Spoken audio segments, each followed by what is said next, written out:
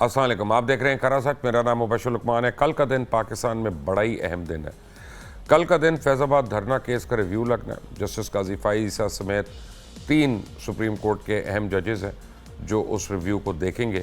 और जहाँ तक मुझे लगता है, मैं अपनी अकल से बता रहा हूँ, अपनी दानिश से बता रहा हूँ कि वो उस रिव्यू को सेटिसाइड कर देंगे या उसको ख़त्म कर देंगे। वहाँ पे नहीं सवाल रुकता। सवाल ये रुकता है कि उसके बाद जो उससे पहले की जजमेंट है जिसको उन्होंने अपहोल्ड करना है, उसके ऊपर इम्प्लीमेंट होएगा कि नहीं होगा। क्योंकि अगर वो इम्प्लीमेंट हो जाता है तो फिर बहुत थरथली मचनी है और चारों तरफ थरथली मचनी है। क्योंकि उस रिव्यू यानी उस जजमेंट में जो खुद जस्टिस काजी फ़ाइज़ साहब की है एज अ जज, उन्होंने बड़े स्केदिंग किस्म के रिमार्क्स भी दिए थे और ऑब्जर्वेशंस भी दिए थे। उसका हाल भी देखेंगे कि क्या होगा। बिलावल भुट्टो की लाहौर आमद है, किसी वक्त भी मुतवक्के है। उन्होंने तमाम लिस्टें मंगा ली हैं, लोगों का मंगा लिया है, नाम पता, उनकी बरादरी, हर चीज़ की डिटेल्स मंगा ली हैं। और वो मेरा ख्याल है कि अब पंजाब में डेरे डालने लगे हैं और पंजाब के अंदर पीपल्स पार्टी बहुत सीरियस हो गई है। लेकिन मियां नवाज शरीफ की तरफ से जो खबरें आ रही हैं, मुझे कल भी मैंने खबर ब्रेक की थी कि मुझे ये लग रहा है कि वो इस वक्त 2 माइंड्स में है। और 2 माइंड्स में इसलिए हैं कि गालिबन वो जिस डील का चर्चा था कि जी ये डील हो गई है और फलां इसके अंदर गारंटर्स हैं और फलां इसके अंदर वो जो है सिग्नेटरीज होंगे, उसमें वो सारे का सारा जो है वो लगता है कोलैप्स हो गया। क्योंकि जो डिमांड्स हैं वो बढ़ती जा रही हैं और वो पूरी करना किसी के बस की बात नहीं है। हो क्या रहा है पाकिस्तान में और आने वाले दिनों में पॉलिटिक्स का क्या सिनारियो होगा। और ये हमारी कोर्ट्स जो हैं, ये अगले 1 महीने जिन केसेस को लेकर बैठ गई हैं, इन केसेस से पाकिस्तान के अंदर आम आदमी की ज़िंदगी में क्या फ़र्क पड़ सकता है। मुझे ज्वाइन किया जनाब रफ़ीक साहब ने, साबिक़ गवर्नर है पाकिस्तान मुस्लिम लीग नवाज़ के, किसी तारुफ के मोहताज नहीं है। सेनेटर पलवशा खान ने बड़े अरसे के बाद आज हमें ज्वाइन किया है, पाकिस्तान पीपल्स पार्टी पार्लियामेंटेरियन हैं ये। और रमज़ान चौधरी साहब माहिर कानून हैं और हमारे अज़ीज़ दोस्त हैं, उम्रा करके आए हैं। अल्लाह ताला इनकी दुआएं भी कबूल करे और सबके लिए कबूल करे। आप सबका बहुत बहुत शुक्रिया। रफ़ीक रजवाना साहब, तीनों चीज़ें जो मैंने पहले कही, इनको आप कैसे देख रहे हैं? पहले योर थॉट्स सर। कल रिव्यू लगेगा, जो चीज सामने आएगी देख लेंगे। उससे पहले रिव्यू तो कंसीडर करना है जनाब बेंच ने, ठीक है। उसके बारे में पहले स्पेकुलेशन करना मैं मुनासिब नहीं समझता। गालबन एक फरीक ने शायद अपने रिव्यू की वापसी की दरख्वास्त भी दे दी है और जज साहबान उसकी इजाजत देते हैं या नहीं देते। बहरहाल रिव्यू जिसने फाइल किया है, he has a right to withdraw it, ठीक है जी। बाकी अभी इम्प्लीमेंटेशन की कोई ऐसी दरख्वास्त नहीं है। अगर कोर्ट अपने ऑन इट्स ओन देखती है कि जो हमने फैसला किया था whether it has been implemented, the court can proceed further. इसलिए इस पर मजीद बहस की भी गुंजाइश नहीं है, क्योंकि कल रिव्यू पेंडिंग है, सब जुड़े है बात उस पर। कबल अज वक्त ये हो सकता है या ये हो सकता है या ये, मैं बतौर एक वकील के मुनासिब नहीं समझता कि मैं उस पर right. Peoples Party in Punjab, इसको आप कैसे देख रहे हैं? It is good, they are welcome. नहीं, आपके ख्याल में वो इनरोड्स बना सकेंगे? देखें, ये तो एक खुला मैदान है भागने के लिए, सबके लिए, ठीक है जी। तो खुले मैदान में भागे, जो जो अपनी जगह बना लेगा वो इलेक्शन में हिस्सा लेंगे। Definitely every party has got a right, why not. हमें तो खुशी होगी कि एक सेहतमंदाना मुकाबला होगा, अच्छी बात है। बशर्ते के उसके बाद रिजल्ट मान ले तो फिर और बात। मियां नवाज शरीफ की जो डील की यानी शराइत है, उनके ऊपर क्या कहेंगे? कोई डील नहीं है, कोई शराइत नहीं है। वापस आ रहे हैं वो इंशाल्लाह। अच्छा, मेरी इत्तला है कि शायद वो लेट हो जाए, शायद वो आगे हो जाए। आपकी इत्तला ज्यादा बावसूख की राय से होगी, मेरी अपनी इत्तला है। राइट। रमज़ान चौधरी साहब, सबसे पहले आपको मुबारक हो उम्र की। जी, बहुत शुक्रिया। अल्लाह ताला आपकी वसादत से, आपकी दुआओं की वसादत से तमाम पाकिस्तान के लिए ये अच्छे दिन करे, आने वाले दिन करे, आमीन। एक भी मुसलमान का उम्र और दुआएं अगर सही कबूल हो जाए ना, पूरी की पूरी, क्योंकि दुआ तो उसे सबके लिए मांगी होती है, तो फिर वो असर आता है। कल के कोर्ट को कैसे देख रहे हैं? कल चूँकि अभी जिस तरह रफ़ीक रजवाना साहब फरमा रहे थे कि रिव्यू है, तो रिव्यू का स्कोप बड़ा नैरो होता है। रिव्यू में बेसिकली को ये देखना होता है कि जो मेन जजमेंट आई है उसके अंदर कोई ऐसी गलती तो नहीं है जो बज़ाहिर बादियो नज़र में नज़र आ जाए, जिसको error floating on the record हम कहते हैं, कि देखने में ही वो नज़र आ जाए कि ये गलती रह गई है, तो वो गलती अदालत रिव्यू में दूर कर सकती है। तो रिव्यू में दोबारा नए सिरे से केस नहीं खुलता, पूरे केस की सुनवाई नहीं होती, पूरे केस का फैसला नहीं होता। तो जिस तरह अभी ये बात आ गई है कि जो रिव्यू करने वाली पार्टी है, फरीक है, वो शायद एप्लीकेशन भी मूव कर दी है उन्होंने या कर रहे और हैं। अगर कल दूसरे ने भी कर दी सुबह को तो फिर क्या होगा? नहीं, अदालत उनकी इस एप्लीकेशन की विड्रॉल की कोई पाबंद नहीं होती। अदालत इस केस को, क्योंकि जो अदालत के सामने केस होता है वो अदालत की प्रॉपर्टी होता है, अदालत ने उसको हर एंगल से देखना होता है, हर नुक्ता नज़र से अदालत देख सकती है।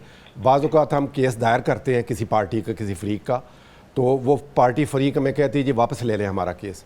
हम जाके एप्लीकेशन दायर करते हैं कि जी हम केस विड्रॉ करना चाहते हैं, तो अदालत बाज़ औक़ात हमें परमिट नहीं करती। वो कहते हैं नहीं नहीं ठीक है, एप्लीकेशन आ गई, आप केस के मेरिट्स पे बात करें, इसमें ये लीगल इशू है, इसमें ये लॉ पॉइंट है, इसमें ये पब्लिक इंपॉर्टेंस का इशू हम साहब ये देखेंगे। बताइएगा कि उमर अता बंदयाल साहब जाते जाते नैब का पंडोरा बॉक्स खोल गए जी। और नैब के हाथ में उड़ता हुआ बटेरा आ गया, ठीक है ना, और वो उसको खूब पकड़ पकड़ के मसल रहे हैं। ऑफ ऑल द थिंग्स उसमें मियां नवाज शरीफ का केस भी खुल गया जो बंद हो गया था। ऐसी सूरत में मियां नवाज शरीफ के लिए आकर फेस करना कितना आसान या मुश्किल है? जो फैसला है बंदयाल साहब के बेंच का, वो चूँकि अभी कहीं उसके ऊपर ना कोई रिव्यू लगा है, ना वो फैसला जो नज़रसानी में गया है, ना वापस हुआ है, अदालत का फैसला तो है जी। और उस फैसले के मुताबिक नैब ने तमाम केसेस खोल दिए हैं। जो तमाम फाइलें मेरी इतला के मुताबिक वो अदालतों में पहुंच गई हैं, अदालतों ने नोटिस जारी करने शुरू कर दिए हैं। बशीर अहमद साहब की अदालत में लगे हैं और वो जी सब अदालतों में पहुंच गए हैं, और वो केस वहीं से शुरू होंगे जहां से ख़त्म हुए थे। जिस स्टेज पे वो थे वहीं से शुरू हो जाएंगे। इसका मतलब ये हुआ कि मियाँ साहब के केसेस भी खुल जाएंगे, और बाकी जो सियासी कायदीन हैं, जरदारी साहब के भी खुल जाएंगे, कई केसेस में मैं भी वकील हूँ, तो ये सारे केस अब उसी जगह से खुल जाएंगे जहाँ से ये बंद तो फिर क्या उस केस में गिरफ्तारी ये बात हो सकती है? के क्या मियाँ साहब के ऊपर उस केस का कोई असर पड़ेगा या नहीं, तो थोड़ा सा मैं आपको माजी में ले जाना चाहता हूँ। मियाँ साहब गए थे अदालत की इजाज़त से बाहर, और उस वक्त की जो सिटिंग गवर्नमेंट थी उनकी भी उसमें कंसेंट थी और मर्जी थी, और वजह यह थी कि मियाँ साहब इलाज के लिए गए थे। अब मियाँ साहब का वो इलाज क्या मुकम्मल हो गया है? क्या उनके डॉक्टर्स ने उनको ओके कॉल दे दी है कि जी आप परफेक्ट हैं, आप फिट हैं, आप चले जाएं, आप ट्रैवल कर सकते हैं, आप जा सकते हैं? एक तो ये इशू है। मेरी समझ के मुताबिक अभी ऐसी कोई बात सामने नहीं आई कि मियाँ साहब के डॉक्टर्स ने उनको अलाउ कर दिया है कि जी वो आप ठीक हैं, आप सेहतयाब हैं, आपको कमाल है। सऊदी अरेबिया वो जा सकते हैं, यूएई जा सकते हैं, डेवोस जा सकते हैं। पाकिस्तान आने के लिए डॉक्टरों से मशवरा ज़रूरी है। पाकिस्तान आने के लिए इसलिए ज़रूरी है कि जो अदालत के रिकॉर्ड के ऊपर पहले रिपोर्ट्स उनकी आई हुई हैं, वो ये रिपोर्ट्स हैं कि वो भी ट्रैवल नहीं कर सकते। अब जब उन्होंने पाकिस्तान आना है, ज़ाहिर है अगर कोई इसके लीगल कॉन्सिक्वेंसेस हैं, अगर कोई अदालती अमूर हैं जो उनको फेस करने हैं, तो फिर यकीनन उनको वो जो पिछली बात है सारी कि ये उनको अपने डॉक्टर्स का सर्टिफिकेट लेके आना होगा कि वो सेहतमंद हैं, ट्रैवल कर सकते हैं, ठीक है, क्योंकि अदालतों में उनकी जवाबदेही होनी है, वो आके उन्होंने बताना है। तो अभी ये चीज़ें सीगा राज में हैं कि क्या उनका चेकअप हो गया है, उनको इजाज़त मिल गई है, वो आ रहे हैं या अभी देर है आने में। जिस तरह आपने खबर ब्रेक की कल भी आज भी, तो हो सकता है कोई ऐसी कानूनी पेचीदगियाँ हों, लेकिन अगर वो पाकिस्तान आते हैं तो जो भी यहाँ के कवानीन के मुताबिक जो भी कानूनी पेचीदगियाँ आप अरेस्ट करेंगे। अगर अरेस्ट वाली बात है तो अरेस्ट नहीं। आपके ख्याल में क्या है? आप वकील हैं, मेरा ख्याल ये है कि उनको आके सरेंडर करना पड़ेगा। सरेंडर करके तो अदालत माफ़ भी कर सकती है कि जाए। सरेंडर करेंगे तो अदालत उनको बेल भी दे सकती है, उनको हाउस अरेस्ट भी कर सकती है, उनका केस जल्दी सुन के। आपको याद है हमारे केस में, अगर बरियत का केस है तो मेरे केस में आप और बैरिस्टर कामरान मुर्जा पेश हुए थे और अनकंडीशनल सरेंडर किया था हमने अदालत के आगे। अदालत ने हमें फौरन फ्री कर दिया था, कोई हमारे पर बाइंडिंग नहीं थी। तो मियाँ साहब क्यों नहीं हो सकते? नहीं, वो अलग बात थी। हमें नोटिस था, आपको नोटिस था कंटेम्प्ट ऑफ कोर्ट का।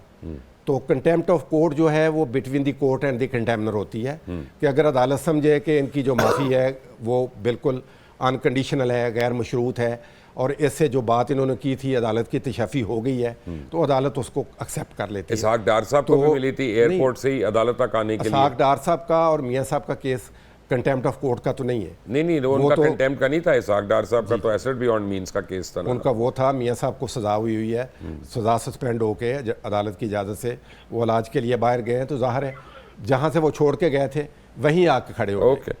Senator Palwasha Khan, Peoples Party in Punjab और मियाँ नवाज शरीफ की वापसी, दोनों के बारे में आपकी क्या राय है?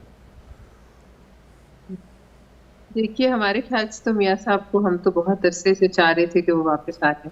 बहरहाल उन्होंने अब तारीख चुनी है अपनी मर्जी से। अब उम्मीद है कि वो इस तारीख को वापस आएंगे और जाहिर है फिर तो जो लॉ ऑफ द लैंड कहता है वही होगा। लेकिन बहरहाल अगर मियाँ साहब ने ठान लिया वापस आने की, तो फिर जो कुछ भी पाकिस्तान में हो वो फिर आएंगे और फेस करेंगे। यही लीडरों की पहचान होती है कि हालात फिर जैसे भी हों, जब वो फैसला कर लेते हैं तो फिर वो आ जाते हैं और आकर उन हालात को फेस करते हैं।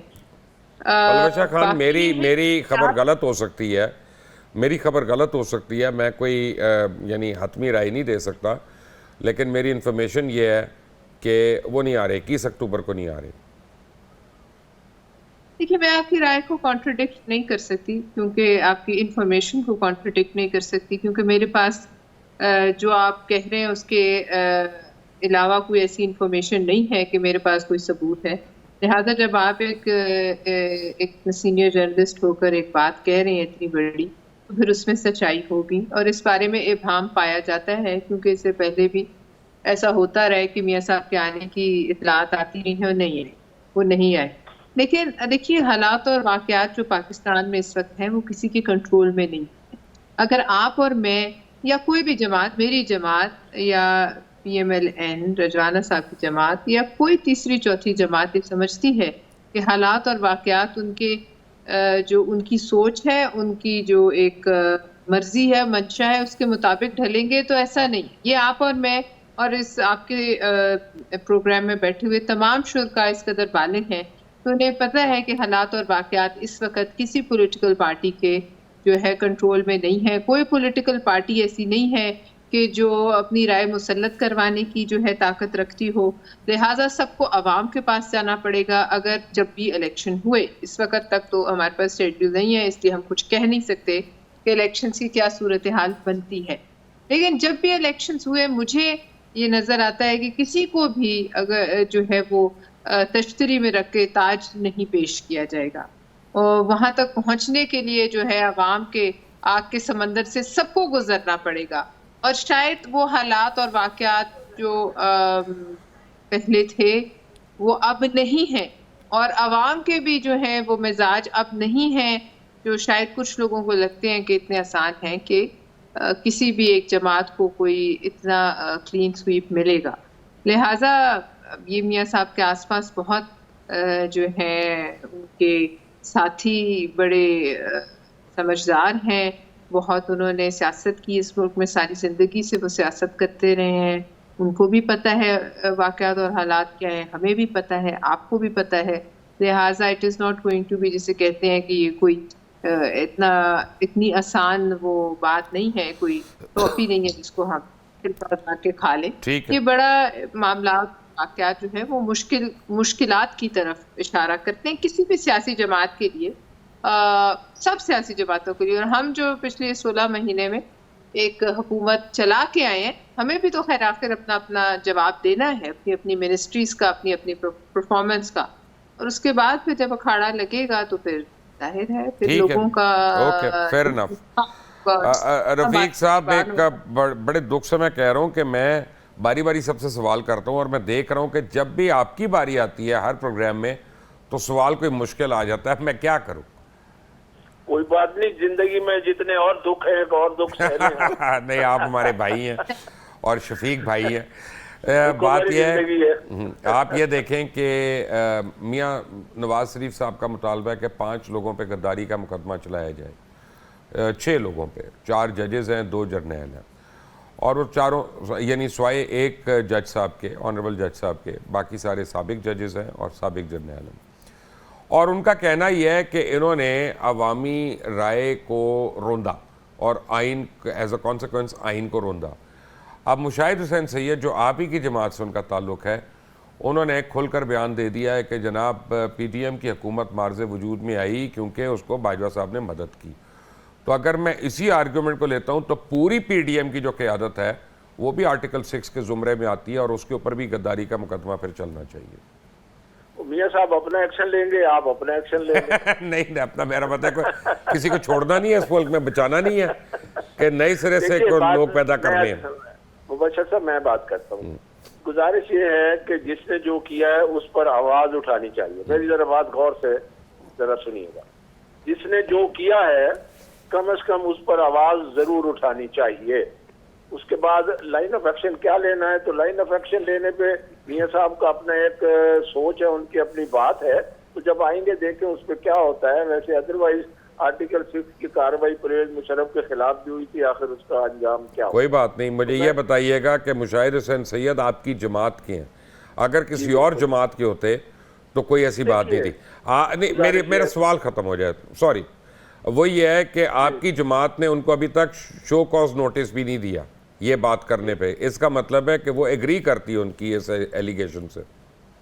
नहीं, देखिए बात सुनिए, एक तो शोकाज नोटिस देना मेरा काम नहीं है, जमात का काम है। मैं जमात की बात कर रहा हूँ। जी जी जी, मैं कह रहा हूँ शोकाज नोटिस में ऐसा मटेरियल हो और जमात समझे देना मुनासिब है। मेरी नजर में उनकी एक अपनी एक जाती राय है या जाती उनकी कोई इन्फॉर्मेशन है, how for it is correct, अगर उसको हम गॉस्पेल ट्रूथ लें वो भी मुनासिब नहीं है। हम कहें उनकी अपनी एक राय है, तो इज़हार राय जो है एक फंडामेंटल राइट, और पार्टी के अंदर हम भी चाहते हैं हर बंदा वो राय नहीं दे रहे सर, वो वो इन्फॉर्मेशन दे रहे देखिए, हैं। दो किस्म की बातें है ना, एक बयान उनकी राय है, एक बयान उनकी इन्फॉर्मेशन, आधा बयान, जैसे आपने फरमाया। ठीक है जी, मैंने सुना नहीं है, आपकी बात है, बिल्कुल ठीक होगी। तो जहां तक उनकी अपनी राय है तो उनकी ओपिनियन है, जो कहते हैं कि मेरी इतला है कि बाजवा साहब ने उनको पीडीएम की हुकूमत दी गई, तो उनकी इतला होगी। अब एक इतला या एक खबर पे हम उसको ये नहीं कह सकते कि वो 100% दुरुस्त है, जब तक कि किसी रिस्पॉन्सिबल क्वार्टर से ये बात सामने ना आए। ओके, हाँ बिल्कुल। सेनेटर परवेज साहब, मेरा अपना ज़ाती तौर पे मानना ये है कि मुशाहिद हुसैन सैयद साहब जो हैं वो इस मुल्क में बहुत ही काबिल और काबिल एहतराम लोगों में उनका शुमार होता है, और इंतहाई पढ़े लिखे लोगों में उनका शुमार होता है, और मैं दिल से उनकी बड़ी इज़्ज़त करता हूँ। मैंने कभी उनको अपनी इतनी ज़िंदगी में, जब से मैं कवर कर रहा हूँ, जर्नलिज्म में हूँ, मैंने उनको कभी भी किसी किस्म की लूज टॉक करते हुए नहीं आज तक सुना। So I take this very very seriously जब उन्होंने ये एलिगेशन लगाई है। आप जरा मुबशर एलिगेशन को एक दफ़ा दोबारा दोहरा देंगे? बेसिकली उन्होंने ये कहा कि पीडीएम की हुकूमत मार्ज़ वजूद में ना आती अगर बाजवा साहब की मदद ना होती। अब देखें इस पे क्या कहा जाए, इस पे कुछ कहेंगे तो फिर आपका शो जो है वो मुश्किल में आ सकता है। अब फिर रहने दें, मैं भी मुश्किल में आऊँगा। ऑलरेडी कई अदालतों में हूँ मैं, अभी भी मैं परसों भी भुगत के आ रहा हूँ। रहने दें, फिर आप आगे चलते हैं। कि अदालत की आप तैयारी ना करें, लेकिन मैं आपकी इस बात से ज़रूर एग्री करती हूँ कि मुशाहिद साहब एक बड़े संजीदा इंसान हैं, वो कि आप शो को नोटिस दिलवाना चाह रहे हैं, लेकिन इसके बावजूद नहीं, मैं नहीं दिलवाना चाहता। मेरे तो वो एक किस्म के उस्ताद रहे हैं, मुझे एक जगह वो लेक्चर्स देते रहे हैं, यानी एक इंस्टीट्यूट में, तो मैं तो दिल से उनकी कदर करता हूँ। और आप ही की बरादरी से उनका इनिशियल ताल्लुक है, लिहाजा उनकी खबर जो है, जो बात वो करते हैं, वो उसको हम इस तरह रद्द भी नहीं कर सकते। लेकिन बात यह कि उस जमाने के जो हकायक थे मुबशर साहब, वो कि मैं शायद आपके शो पे उसको ना दोहराना चाहूँ, या हम हालात और वाक़यात जो आज मुल्क में एक इर्ताश है उसके पेश नज़र बार बार वो बात क्या करें, लेकिन उस वक्त के जो हालात और वाक़यात थे वो आपसे और मेरे से छुपे तो नहीं है, वो किसी से छुपे नहीं है। उस वक्त मुल्क के जो है लम्हों में से गुजरा, क्या होने वाला था, क्या प्लानिंग थी इस मुल्क के बारे में, क्या वो जो आपके कैदी नंबर क्या है 804 है कि हाँ 804, वो क्या करना चाह रहे थे। कैदी नंबर 805 वो है खबर मानिका साहब, उनका भी जिक्र कर। नहीं 4 की, 5 का मुझे नहीं, लेकिन 4 वाले जो थे उन्होंने जो कुछ किया उसके हुकूमत जाने के बाद भी जो वो काम करके गए, और जो वो जो जहर के टीके लगा के गए, हुकूमत जाने के बाद भी 9 मई को उनमें जो है इतनी ताकत थी। ये बात बड़ी समझने की है कि एक शख्स जब वो डिपोज हो जाए इस तरीके से, जैसे हमारे में पहली दफा वो एक उसके नो कॉन्फिडेंस के कामयाब होने के नतीजे में गए, उसके बावजूद उस शख्स में इतनी उसकी फैले हुए थे रूट्स और इतनी ताकत थी कि उन्होंने इस मुल्क के सबसे बड़े इदारे के अंदर बगावत कराने की कोशिश की। लिहाजा आप ये समझ सकते हैं कि मुल्क किस संगीन दोराहे पे खड़ा था, और ये बात आगे आने वाली हमारी जो नस्लें हैं, आप और मैं आज ना कर सकें, लेकिन वो डॉक्यूमेंट करेंगी, तारीख की किताबों में लिखा जाएगा कि क्या हुआ। जैसे आज से 20 साल पहले चले जाएं तो आपको तारीख के वर्के आप पलटे तो आपको हकीम सईद और डॉक्टर इसरार की बातों में आज के वाकयात नजर आते हैं कि नहीं आते? बिल्कुल आते हैं। तो इसी तरह बशर आज की जो बातें हैं वो आज हम शायद ना करें, हम अपने मुल्की मफाद और मजीद हम नहीं फैलाना चाहते जहर, लेकिन जो कुछ हुआ इसके पीछे सिर्फ एक शख्स नहीं था। कैदी नंबर 804, कैदी नंबर 804 की जहां जहां शाखें गई हुई थी, जिस जिस मुल्क से, जिस जिस जगह से बाद में जिनको तकलीफ हुई, आप ये देखिए कि उनके हक में इस मुल्क में किसके साथ मुबशर साहब जुल्म नहीं हुआ। आप मुझे बता दीजिए किस किस के साथ, लोग जानों से नहीं गए। मोहतरमा बेनजीर भुट्टो के साथ जुल्म नहीं हुआ, आसिफ जरदारी साहब के साथ नहीं हुआ, आप आ जाएं बुगटी साहब के साथ नहीं, किस किस के साथ नहीं हुआ। लेकिन मुझे सिर्फ ये बता दें, मियां साहब के साथ और जमातों के सबने भुगता।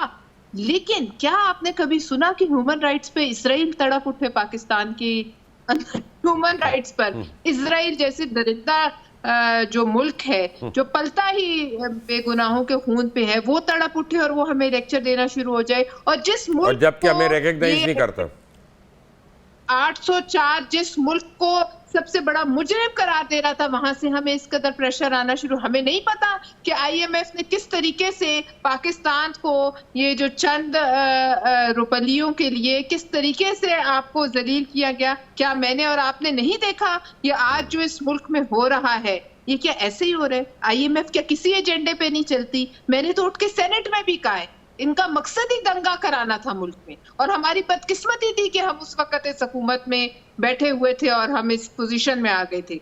लिहाजा इसके ऊपर आइंदा आने वाले जो हैं साल और दिहाइयों में तारीख में लिखा जाएगा कौन था इनके पीछे।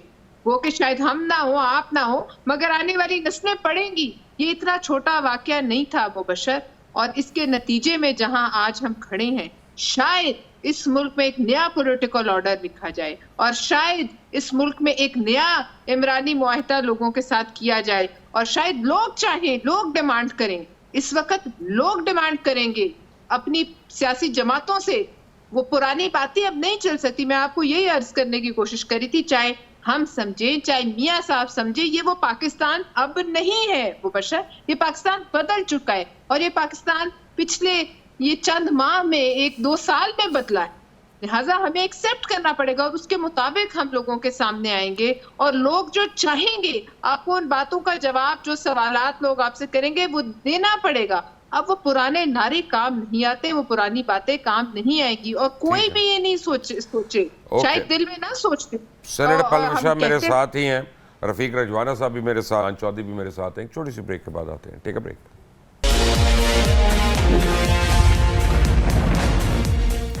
Welcome back.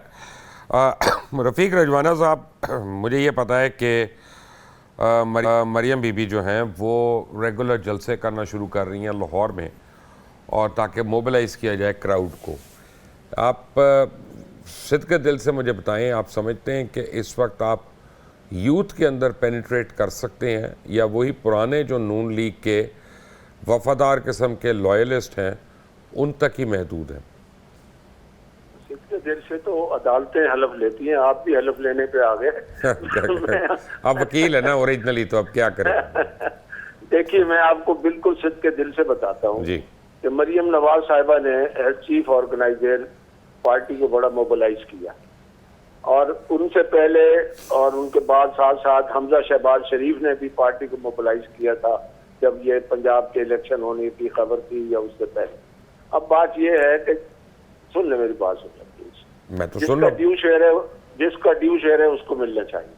अब बात यह है कि मरियम नवाज साहिबा ने अब तमाम डिवीजन लेवल की मीटिंग्स बुलाई हैं, खवातीन की, NSF की, यूथ की, सोशल मीडिया की, और उनका जो अब ज्यादा एम्फेसिस है वो यूथ पर है, नौजवानों पर है, और उन्होंने काफी मीटिंग्स की हैं। जहाँ तक मोबिलाइज करने और मियां साहब के इस्तकबाल के हवाले से तैयारियों का जो एक स्केड्यूल है और एक प्लान है, उसके बाद में मैं ये अर्ज कर दूं कि रिसेंटली हर जगह पे यूसी लेवल से उन्होंने हर एमपीए के कैंडिडेट, टिकट होल्डर या एमपीए जो रह गए हैं उनको और एमएनएस को अपना अपना होमवर्क दिया है। ठीक है, इसका मैं जाती इस चीज का शाहिद हूँ। ठीक है जी, इस हिसाब से उन्होंने एक अंदाजा लगाया कि हर यूसी से कम हर एक सूबाई हल्के से कम 200 आदमी जो है ना मियां साहब के इस्तकबाल के लिए आना चाहिए। तो इतना बड़ा टारगेट नहीं है और इस मूवमेंट से ये फायदा हुआ कि लोग एक्टिव हो गए, कुछ लोग सुस्त थे, कुछ लोग मायूस थे। अल्हम्दुलिल्लाह मियां साहब की आमद के ऐलान के बाद we are a political party और बहुत बड़ी पॉलिटिकल पार्टी है और खासतौर पर पंजाब में हमारी बड़ी रूट्स हैं और इससे मोबिलाइजेशन हो रही है और मरियम नवाज उस पर बहुत इम्पोर्टेंट रोल अदा कर रही हैं। बाकी भी तमाम हमारी पार्टी की जो क़यादत है अपना अपना रोल अदा कर रही है। हम जिस लेवल पे हैं, जो हमारे एमपीए एमएनए के टिकट होल्डर या एमएनए रहे और एमपीए रहे, सेनेटर रहे, वो सारे अपनी जगह पे काम कर रहे हैं। खवातीन विंग अपना काम कर रही हैं, लेबर विंग अपना काम कर रही हैं, खिस्से की तंजीमें अपना काम कर रही हैं, शहर की तंजीमें अपना काम कर रही हैं, डिवीजन की तंजीमें अपना काम कर रही हैं। क्योंकि हम बड़ी एक ऑर्गेनाइज पॉलिटिकल पार्टी है, हमारे हर जगह पे हमारी तंजीम। ठीक है, रमज़ान चौधरी साहब, बात यह है कि जो केसेस लग रहे हैं सुप्रीम कोर्ट में, लगता है कि दो इदारों का तजाद जो है वो अब बस किसी भी लम्हे खुदा न खास्ता हो सकता है। आपको भी इस तरह का खदशा है कि सिर्फ मुझे ही हो रही है? नहीं, मुझे कोई इस तरह का खदशा नहीं है। हमें बड़ी उम्मीदें वाबस्ता हैं नए चीफ जस्टिस साहब से कि उन्होंने जो आते ही बात की है, उन्होंने कहा कि जो आम आदमी का केस है वो सुना जाए। और आपने देखा पिछले हफ्ते में वो वकला सबान जो तैयारी करके नहीं गए थे, उन्होंने उनको नॉमिनल जुर्माने भी किए और एक वार्निंग दी कि आप ये समझ लें कि अब केस में तारीख नहीं होगी। ये उन्होंने बड़ा दो टोक ऐलान कर दिया। उनके इस दो टोक ऐलान का मतलब ये है कि ये ऊपर से लेकर नीचे तक आएगा, सिविल जज तक, कि अब तारीख वाला कंसेप्ट उनका छोड़ दें। वकील भी तैयारी करके आए, जज भी तैयारी करके आए और जिसका मुकदमा लग गया है आप समझे उसका फ़ैसला होगा और सुना जाएगा। हमारी दुआ है कि उनकी ये जो बात है ये सच साबित हो और इस तरह ही चले। अगर चलेगा तो आप 2, 3, 4 महीनों के बाद, 5 महीनों के बाद, 6 महीनों के बाद देखेंगे कि जो केसेस की पेंडेंसी है वो नीचे आएगी और आम आदमी को इंसाफ मिलना शुरू हो जाएगा। डेट इन ऑफिस नहीं होगा। उन्होंने ये बात कही है चीफ जस्टिस साहब ने और वो जो बात कहते हैं उस पर अमल भी करवाते हैं। वो बड़े स्टिक हैं अपने इन मामलात में। और एक बात उन्होंने और कही थी, आपको याद होगा, उन्होंने कहा था आप सियासी मुकदमा जो हैं ये ज़रा लो पेस पे जाएंगे।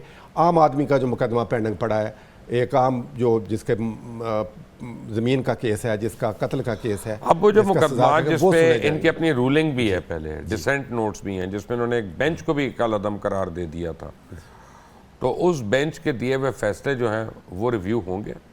देखें, जो जूरिस्प्रूडेंस है, लीगल जूरिस्प्रूडेंस, वो तो दुरुस्त करनी चाहिए।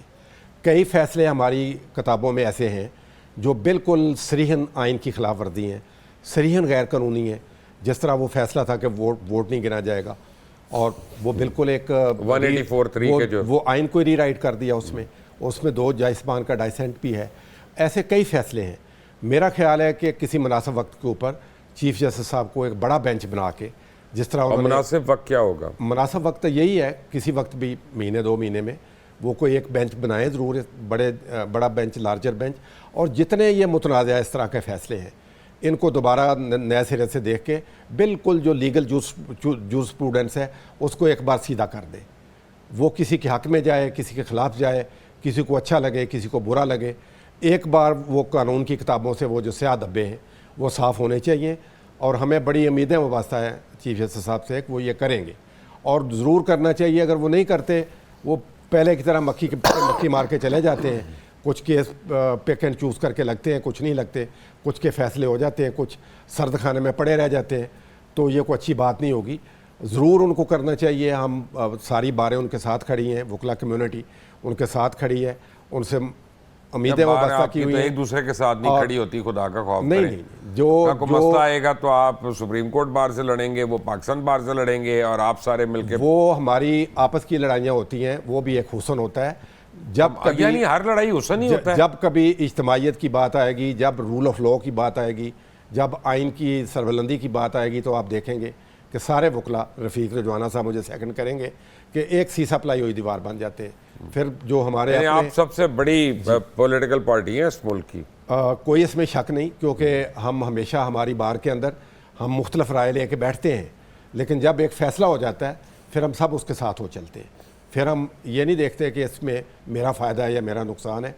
जो इज्तमाइयत की बात होती है वो हम लेके चलते हैं, और यही हम एक्सपेक्ट करते हैं अपनी सियासी जमातों से भी कि वो भी ये तर्ज अमल अपने अंदर अपनाएं, जो इज्तमाइयत की बात उसको लेके चलें। वो उनकी तो प्राइम कंसिडरेशन होनी चाहिए। परवेज़ खान, बात यह है कि अगर तहरीक इंसाफ ने बॉयकॉट किया इलेक्शंस का, या उनके लोग जो हैं वो उन्होंने उसमें शिरकत नहीं की उस जोश और जज्बे के साथ जिसके लिए इलेक्शंस में होनी चाहिए, और दूसरा आपको पता है जनवरी का वक्त जो है उसमें कम से कम 40% पाकिस्तान जो है वो नेगेटिव सेंटीग्रेड पे चल रहा होगा, बर्फ़ होगी, आपकी गलियात में बर्फ़ होगी, आपके आधे नॉर्दर्न एरिया में जो है वो आमदोरफ्त ख़त्म होगी, आपके पूरे बलूचिस्तान में जो है वो आमदोरफ्त नहीं हो सकती। तो इतना लो टर्नआउट जो इलेक्शन का होगा उसके रिज़ल्ट को मानेगा कौन? देखिए, बहुत से सवालात हैं मुबशर, मैं आपसे यही कहने की कोशिश करी थी, आपने अच्छी तरह कह दिया। देखिए, ये बहुत सी अभी सवालात हैं। There is many slip between the cup and the lip. लिहाजा इस वक्त जो समझदार सियासत पे नज़र रखने वाले लोग हैं वो किसी चीज़ पर शर्त नहीं लगा रहे हैं कि 100% यही होगा। लिहाजा आपने जितने फैक्टर्स गिनवाए उसके अलावा धुंध होती है। धुंध जो है वो आपकी मूवमेंट को इस मुल्क में तो लाहौर में भी तकरीबन उड़ा देती है हर जगह जी, हर जगह। अब ये धुंध जो है ये सिंध तक होती है। ये धुंध जो है ये आपकी मूवमेंट को 60-70% खत्म कर देती है। लिहाजा इसके अलावा ये तो चले एक ये जो है नेचुरल फिनोमेना है, इसके अलावा बहुत से जैसे आपने कहा वो मामलात हैं। और सियालकोट की धुन में आपको याद है रिटर्निंग अफसरान गुम हो गए थे, पूरी रात घूम रहे थे, तो फिर उसके बाद के यहाँ पे तो बहुत गुम होंगे लोग कोई पता नहीं कौन कहाँ चला जाएगा। लेकिन बात ये है कि मैं तो वैसे अगर रफीक रिजवाना साहब से माजरत के साथ मैं तो समझती नहीं हूँ कि हमें क्या ज़रूरत है।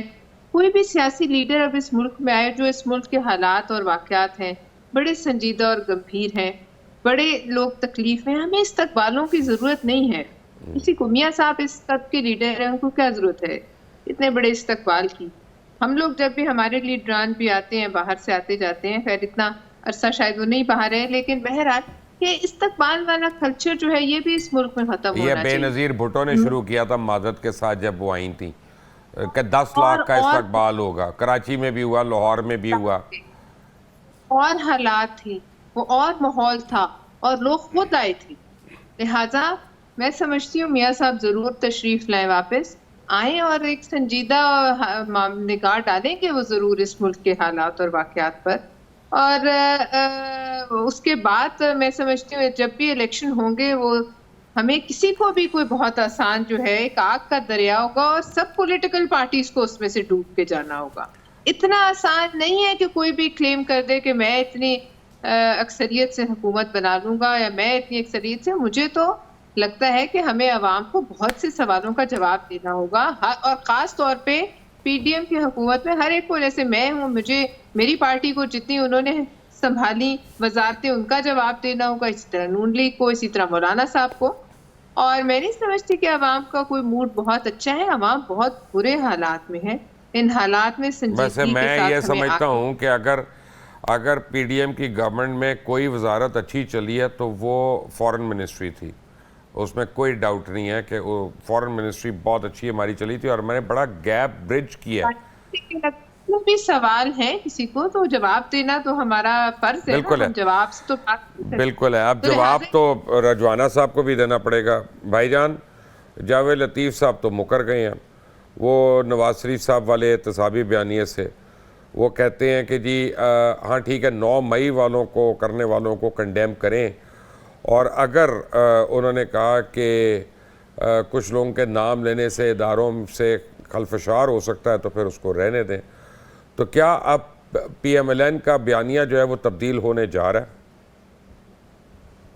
देखिए, जो जावेद लतीफ साहब का बयान है उसका जवाब तो उनसे लीजिए। ठीक है। ठीक है।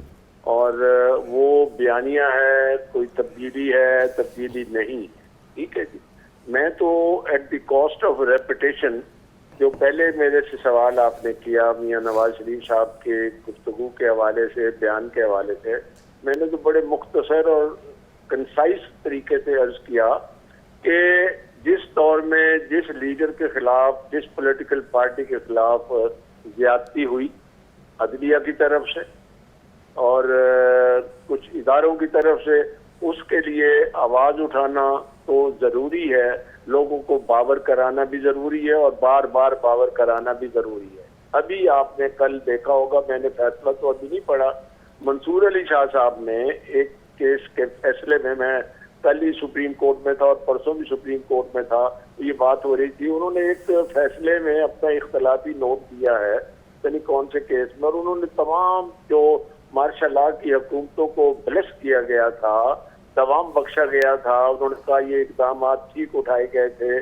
और सुप्रीम कोर्ट ने उसको स्टैम्प किया। उन्होंने उनके बारे में काफी कुछ कहा है। अतर मिनल्ला साहब ने बहुत सीरियस रिमार्क्स दिए। यस, अब आप ये देखें कि इतनी आवाजें कभी सुप्रीम कोर्ट में नहीं उठती थी, अल्हम्दुलिल्लाह अब ये चीजें उठ रही हैं। उसकी वजह ये है कि सुप्रीम कोर्ट भी खला में तो काम नहीं करती, जज साहबान भी सोसाइटी को देखते हैं, आवाम को देखते हैं, माहौल को देखते हैं कि कब तक इन चीजों को, गलत चीजों को अदालत की मोहर लगा के आप सही कर देंगे। तो आज आप नाअहली को सही कर देंगे। रमजान चौधरी साहब बिल्कुल ठीक कह रहे थे कि जो फैसले ऐसे हैं, जो अदलिया के फैसलों की जो तारीख है उसमें स्याह अब्बाब की तरह है, तो उनको वहां से रिविजिट करना चाहिए और उसमें कोई अमर माने नहीं है। इस पर सुप्रीम कोर्ट बार एसोसिएशन की तरफ से पहले से एक दरखास्त भी उसमें पेंडिंग है। ये सारी चीजें देखनी चाहिए और ये चीजें खत्म हो जानी चाहिए। अदरवाइज ये जो इस तरह के काले फैसले हैं, ये फिर पाकिस्तान की तारीख में अच्छे लफ्जों से, जैसे जस्टिस मुनीर के फैसलों को अच्छा नहीं देखा जाता, इनको फिर अच्छी नजरों से नहीं देखा जाता और फिर आने वाले वक्तों के लिए ये हमें हॉन्ट करेंगे और नेशन को भी हॉन्ट करेंगे। ठीक। पलवश साहब, मेरे पास एक ब्रेकिंग न्यूज़ है और ये मैं दुआ कर रहा हूँ कि अल्लाह करे कि ये न्यूज़ गलत हो, कम से कम उसका पहला हिस्सा गलत हो, दूसरे से मुझे परवाह नहीं। ब्रेकिंग न्यूज़ ये है मेरे पास कि जहांगीर खान तरीन साहब बहुत अलील है और अब उनको जो लेटेस्ट इशू है वो ये कि वो बहुत जल्दी भूल जाते हैं हर बात। तो ऐसी सूरत हाल में जो आपकी इस्तेकाम पार्टी है उसका मुस्तकबिल जो है वो काफ़ी आप समझें कि सीरियस उसके ऊपर क्वेश्चन मार्क है। और इस्तेकाम पार्टी के काफ़ी सीनियर लीडर्स जो हैं, जो भाग दौड़ के वहाँ पे आए हुए हैं, वो ये सोच रहे हैं कि वो आज़ाद उम्मीदवार के तौर पे इलेक्शंस लड़ें और फिर उनको उस तरह लड़ने से वो कोशिश करके तहरीक इंसाफ के वोटर्स को भी राग़िब कर सकते हैं। आपके ख्याल में क्या वो लोग जो आज़ाद उम्मीदवार के तौर पे लड़ेंगे तहरीक इंसाफ को और दीगर जमातों को छोड़ने वाले, उनका कोई स्कोप है? देखिए, अब ये कहना तो मुश्किल है। स्कोप तो इस मुल्क में किसी का किसी वक्त भी निकल सकता है, उसमें कोई दो राय नहीं है। लेकिन अल्लाह करे जहांगीर तरीन साहब को अल्लाह शिफा दे। आमीन। मगर अगर वो अलील हैं तो बाकी उनके पीछे और लीडर्स हैं जो अभी सिर्फ अलीम खान साहब जो हैं वो अफेयर्स को देख रहे हैं, जो मुझे पता चला। फिर अलीम खान साहब अपने साथ अपने जैसे कुछ और साथी मिला लेंगे और वो चला लेंगे अगर तो यही इस्तेकाम पार्टी चलनी है। और अगर आजाद खड़े होने, आपको याद होगा कि ये मेरे ख्याल में 13 के इलेक्शन थे जब जीप का निशान था, जीप का निशान पे तो मैं भी लड़ सकता हूँ क्योंकि उसने जीतना ही जीतना है। तो जीप का भी हक है, जीप हो सकता है बड़ी तादाद में जीप सामने आ जाए और एक डिसाइडिंग फैक्टर हो जाए। लेकिन ये सब तब होगा जब हमें कोई इंतखाबात के बारे में हतमी हम एक फैसला कर सकेंगे। मतलब रियलिस्टिकली स्पीकिंग वो हम सब लोग जो हैं, हम जो समझते हैं और नज़र रखते हैं, हमें जब नज़र आएगा कि होने वाला है और इलेक्शन का अब 90% यकीन है, तब तो हम इस पे तबसरा कर सकते हैं। अभी तो पता नहीं, मुबशर आप मेरे से बेहतर जानते हैं, आप शायद इसको ज़्यादा जो है यकीनी तौर पर इंतखाबात आपको नजर आ रहे हैं तो आप तबसरा कर दीजिए। मुझे तो नहीं आ रहे, अभी मुझे नहीं आ रहे। तो हर ऐसे आपके खदशात जो हैं, ऐसे बहुत से लोगों के इस्लामाबाद में खदशात हैं, और जितनी गैर यकीनी बढ़ेगी इस तरह की पॉलिटिकल सिचुएशन में, उतने ही इंतखाबात गैर यकीनी होते जाएंगे, क्योंकि जाहिर है कोई जैसे लेवल प्लेइंग फील्ड कहते हैं वो होगी सबके लिए, कोई नजर आएगा कौन कहाँ खड़ा है तो इंतखाबात होंगे। वरना इस तरह हड़बोंग में एक पार्टी अगर चाहे कि वो अकेली जीत जाए तो ये तो नहीं हो सकता, और ये ख्वाहिश मेरे ख्याल में किसी को रखनी भी नहीं चाहिए। कोई पॉलिटिकल पार्टी जो अवाम की समझ बूझ रखती है उसको ये नहीं सोचना चाहिए कि इस दफा वही होता रहेगा जो पहले पाकिस्तान में होता रहा है। इस दफा वो नहीं होगा, क्योंकि पाकिस्तान बदल चुका है, लोग बदल चुके हैं और लोग सख्त तकलीफ में। लिहाजा इस बात को जहन में रखते हुए हर पॉलिटिकल पार्टी को मैदान में कूदना पड़ेगा।